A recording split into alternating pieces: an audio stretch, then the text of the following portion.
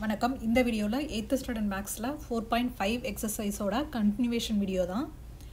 So இதில் நம்ம பார்க்க போகிற சம் வந்து சேலஞ்ச் ப்ராப்ளத்தில் 9th sum. If the numerator of the fraction increased by 50% and the denominator is decreased by 20%, then it becomes 3.3/5. Find the original fraction அப்படின்னு சொல்லி கேட்டிருக்காங்க. ஒரிஜினல் ஃப்ராக்ஷன் கொடுக்கல, ஆனால் மேலே 50%ம் கீழே 20%ம் இன்க்ரீஸ் அண்ட் டிக்ரீஸ் ஆகும்போது அதனுடைய ஃபைனல் ஃப்ராக்ஷன் கொடுத்துருக்காங்க. அதை பேஸ் பண்ணி நம்ம அதனுடைய ஒரிஜினல் ஃப்ராக்ஷன் கண்டுபிடிக்கணும். இது பார்க்குறக்கு தான் வந்து நம்ம எப்படி ஸ்டார்ட் பண்ணுறது அப்படின்னு தெரியாது, பட் ஆனால் இது கொஞ்சம் ஈஸியான சம் தான். ஒவ்வொரு நம்மளுக்கு நியூமரேட்டர் டினாமினேட்டர் தெரியாது இல்லையா, அதனால் நான் வந்து அதை எக்ஸ் அண்ட் ஒய் அப்படின்னு வச்சுக்கிறேன். ஸோ நியூமரேட்டர் வந்து நான் எக்ஸ்ன்னு வச்சுருக்கேன், அதே போல் டினாமினேட்டர் வந்து ஒய் அப்படின்னு சொல்லி எழுதிக்கலாம். இப்போ நம்மளுக்கு என்ன ஃப்ராக்ஷன், ஒரிஜினல் ஃப்ராக்ஷன் தெரியாது, அதனால் எக்ஸ் டிவைடட் பை ஒய் அப்படின்னு நான் எடுத்திருக்கேன். இப்போது நியூமரேட்டர் வந்து 50% இன்க்ரீஸ் ஆகுது அப்படின்னு சொல்லியிருக்காங்க. அப்போ இது எப்படின்னா, நியூமரேட்டர் வந்து ஒரு எக்ஸ் அப்படின்னா அதனுடைய 50%, ஸோ எக்ஸ் ப்ளஸ் 50% இருக்குமா, அதை தான் இப்போ நம்ம எழுத போகிறோம். ஸோ தென் நியூமரேட்டர் வந்து எப்படி இன்க்ரீஸ் ஆகும் அப்படின்னா, நம்பரில் எப்படி அதை எழுதலாம் அப்படின்னா, so then numerator becomes X plus அதுக்கப்புறம் எக்ஸோட 50%, ஸோ 50% ஆஃப் எக்ஸ், அதை தான் இப்படி எழுதியிருக்கேன். உங்களுக்கு இது எப்படின்னு புரிஞ்சிருக்கும். இப்போது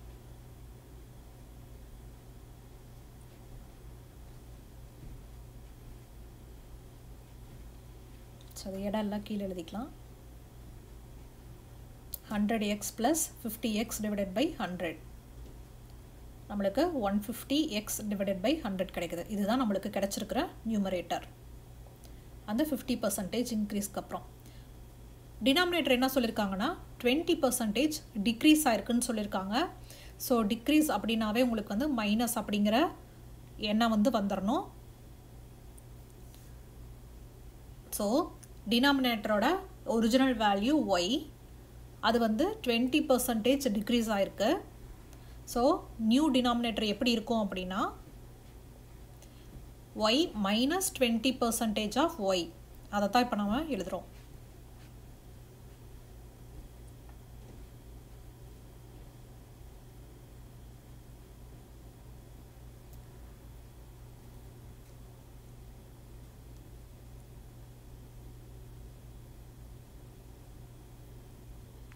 ஸோ இப்போ நம்மளுக்கு நியூமரேட்டர் டினாமினேட்டர் வந்து கண்டுபிடிச்சாச்சு.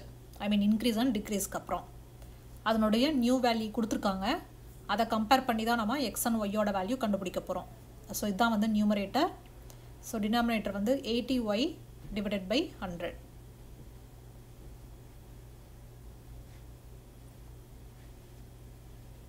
ஸோ கொடுத்துருக்காங்க என்ன, கிவன் தட் நியூ ஃப்ராக்ஷன் வந்து 3/5ன்னு கொடுத்துருக்காங்க. அதோடு தான் நம்ம கண்டுபிடிச்சிருக்கிற வேல்யூவை வந்து ஈக்குவல் பண்ண போகிறோம். So 150x divided by 100 divided by 80y divided by 100 equal to 3/5. So it becomes 3/5ன்னு அவங்களே சம்மில் கொடுத்துருக்காங்க. அதனால தான் நம்ம இதையே ஈக்குவேட் பண்ணுறோம். இப்போ நம்மளுக்கு இந்த 100 அடிஞ்சிரும். எப்படி அடியும் அப்படிங்கிறத வந்து நான் வந்து உங்களுக்கு சம் வழியாகவே வந்து இன்னொரு ஸ்டெப்பாக வந்து எக்ஸ்ட்ராவாக போட்டு காட்டுறேன்.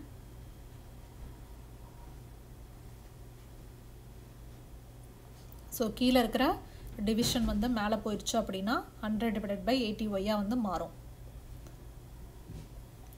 15x divided by 8y equal to 3/5 நம்மளுக்கு கிடைக்குது.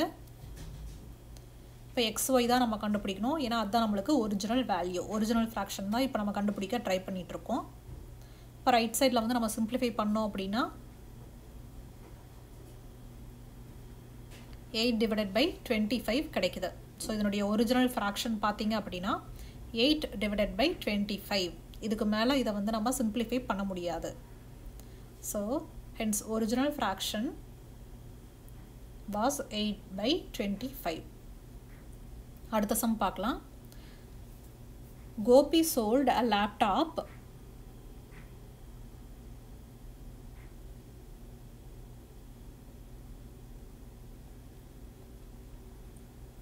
at 12% gain.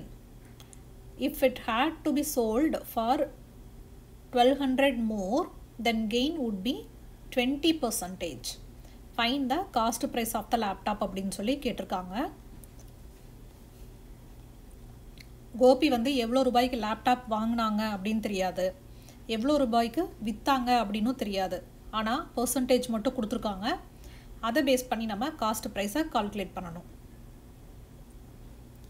So let the cost price வந்து நம்மளுக்கு தெரியாது, நம்ம அதை வந்து எக்ஸ் அப்படின்னு எடுத்துக்கலாம்.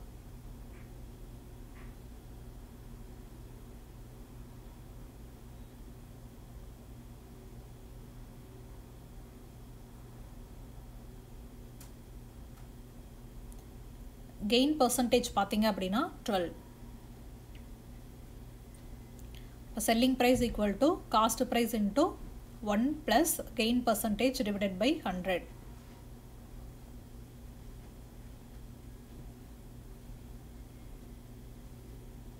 So selling price equal to cost price வந்து நம்ம எக்ஸ்ன்னு எடுத்திருக்கோம்.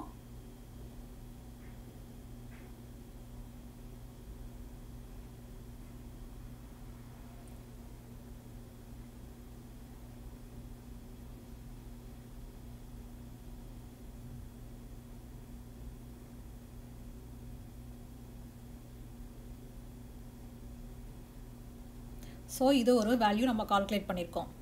ஆனால் இன்னொன்று என்ன சொல்லியிருக்காங்கன்னா, if the selling price is 1200 rupees மோரா இருந்துச்சு அப்படின்னா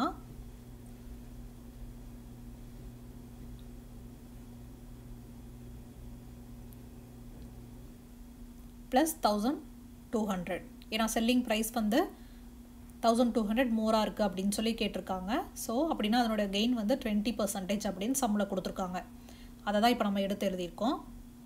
that is new selling price. இது வந்து நம்மளுக்கு ஏன் அப்படின்னா 1200 rupees வந்து எக்ஸ்ட்ராவாக கொடுத்து செல் பண்ணுறாங்க.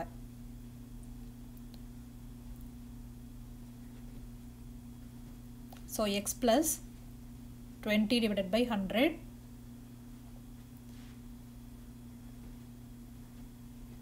120 divided by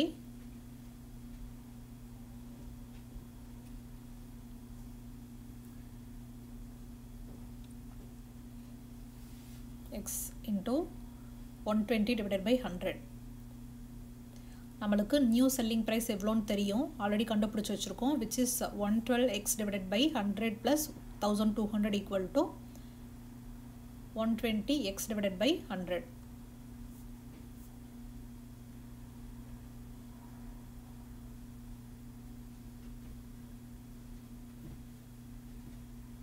ஸோ எக்ஸ் எல்லாம் வந்து நம்ம ஒரு சைடில் எடுத்துகிட்டு போய்க்கலாம்.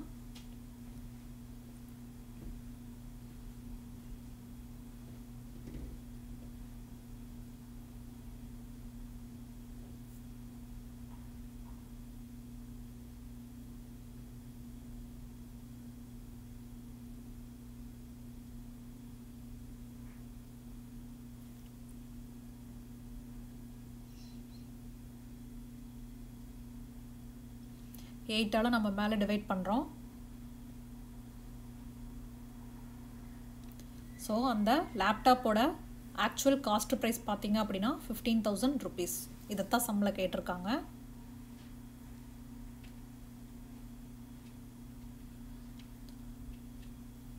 அடுத்த சம்.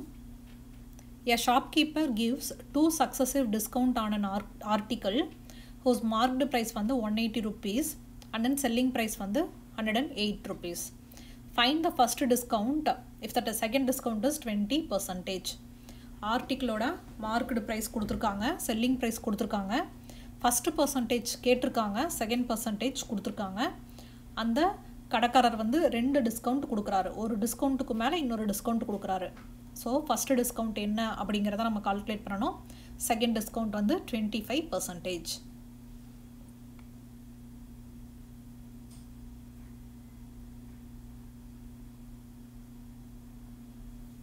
ஸோ மார்க்டு ப்ரைஸ் கொடுத்துருக்கிற வேல்யூஸ் எல்லாம் எடுத்து எழுதிக்கலாம். ஸோ மார்க்டு ப்ரைஸ் அதாவது காஸ்ட் ப்ரைஸ் பார்த்தீங்க அப்படின்னா 180 rupees.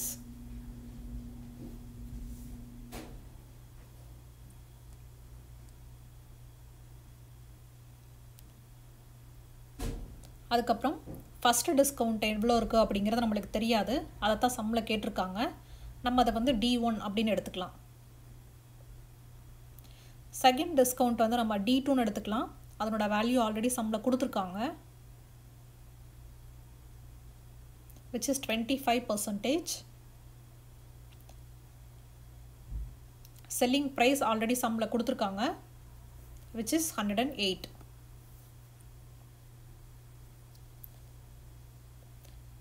price after the first discount அப்படி வந்து நம்ம கால்குலேட் பண்ணணும். so 180 into 1 minus D1 divided by 100. நம்மளுக்கு D1 தெரியாது, அதை தான் கால்குலேட் பண்ணணும். ஸோ அதை நம்ம அப்படியே எடுத்து எழுதிக்கலாம். இதை வந்து நான் ஒரு வேல்யூவாக எடுத்துக்கிறேன்.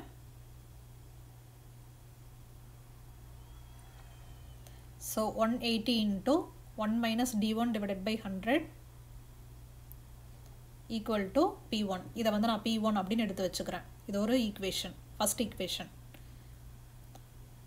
அப்புறம் இதுக்கு மேலே இன்னொரு டிஸ்கவுண்ட் தராங்க இல்லையா, கடைக்காரர் வந்து நம்மளுக்கு 2 டிஸ்கவுண்ட் தராங்க. ஃபஸ்ட்டு டிஸ்கவுண்ட் நம்மளுக்கு எவ்வளோன்னு தான் கண்டுபிடிக்கணும். செகண்ட் டிஸ்கவுண்ட் வந்து 20%ன்னு சொல்லியிருக்காங்க. So D2 divided by 100 equal to 108.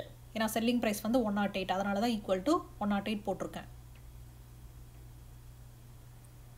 இப்போ சப்ஸ்டியூட்டிங் P1 வந்து என்னென்னா காஸ்ட் ப்ரைஸை நம்ம ஆல்ரெடி வந்து கால்குலேட் பண்ணி வச்சுருக்கோம். ஃபஸ்ட்டு டிஸ்கவுண்ட்லேருந்து நம்மளுக்கு வந்த காசு.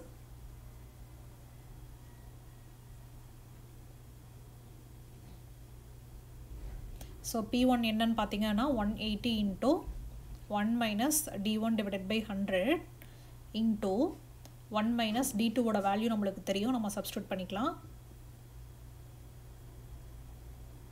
which is D2 ஓட வேல்யூ வந்து 25%.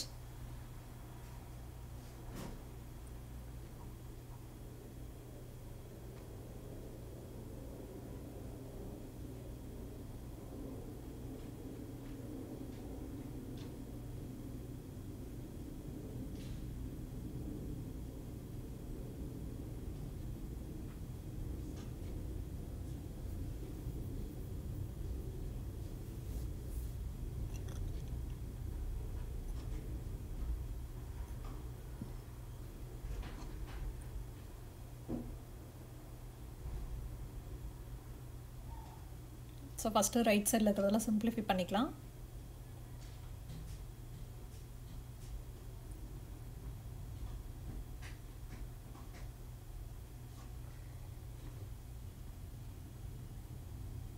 த்ரீயால் மேலேயும் கீழேயும் இப்போ டிவைட் பண்ணியிருக்கேன்.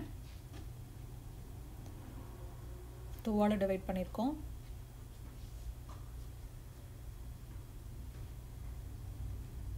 நம்மளுக்கு 4/5 கிடைக்குது. 1 minus 4/5 which is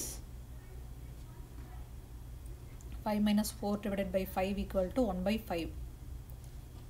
so D1 தான் நம்ம இப்போ கால்குலேட் பண்ணணும். 100 into 1/5 நம்மளுக்கு 20%. ஸோ ஃபஸ்ட் டிஸ்கவுண்ட் பார்த்தீங்கன்னா 20%, செகண்ட் டிஸ்கவுண்ட் வந்து 25%. அடுத்த sum, find the rate of compound interest at which a principal become 1.69 times itself in 2 years அப்படின்னு சொல்லி கேட்டிருக்காங்க. R கேட்டிருக்காங்க. principal becomes 1.69 அப்படின்னு சொல்லியிருக்காங்க. 1.69 times அப்படின்னு சொல்லியிருக்காங்க. ஸோ கொடுத்துருக்கிற வேல்யூ எல்லாம் ஃபஸ்ட் எடுத்து எழுதிக்கலாம். let the principal வேல்யூ வந்து Pன்னு எடுத்திருக்கோம். என்னோட ஒரிஜினல் வேல்யூ நம்மளுக்கு தெரியாது. So amount is given to be 1.69 times of P அப்படின்னு சொல்லியிருக்காங்க. I mean principal amount, that is 1.69 into P. Time period எவ்வளோ கொடுத்துருக்காங்க அப்படின்னா 2 இயர்ஸ்ன்னு சொல்லி கொடுத்துருக்காங்க.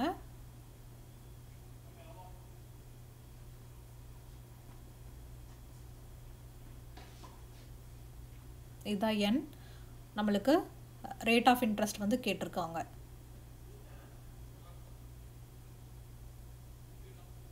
So amount equal to principal into 1 plus rate divided by 100 power number of years. Amount வந்து 1.69 into P equal to P into 1 plus R divided by 100 power 2. ஆரோட value தான் நம்ம calculate பண்ணணும்.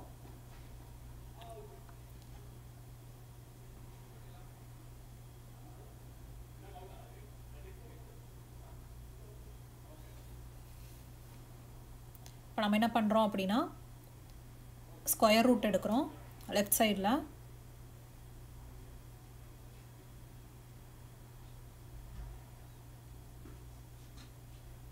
ஃபஸ்ட்டு இந்த பியும் அடிஞ்சிரும்.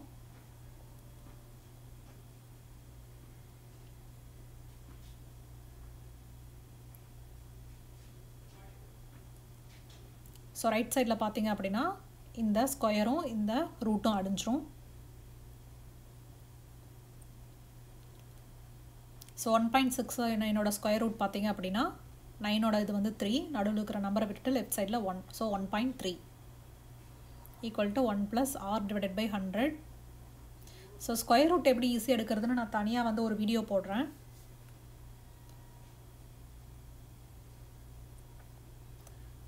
So R divided by 100 equal to 1.3 minus 1 equal to 0.3. R equal to 0.3 into 100 is 30%. So rate of interest பார்த்தீங்க அப்படின்னா 30%.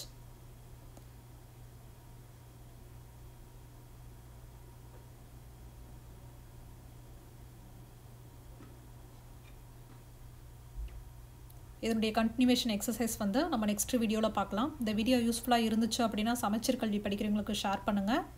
இன்னும் இது ரிலேட்டடான நிறைய வீடியோஸ் பார்க்குறதுக்கு கீழே இருக்கிற சப்ஸ்கிரைப் பட்டனை கிளிக் பண்ணுங்கள். தேங்க்யூ ஃபார் வாட்சிங் திஸ் வீடியோ.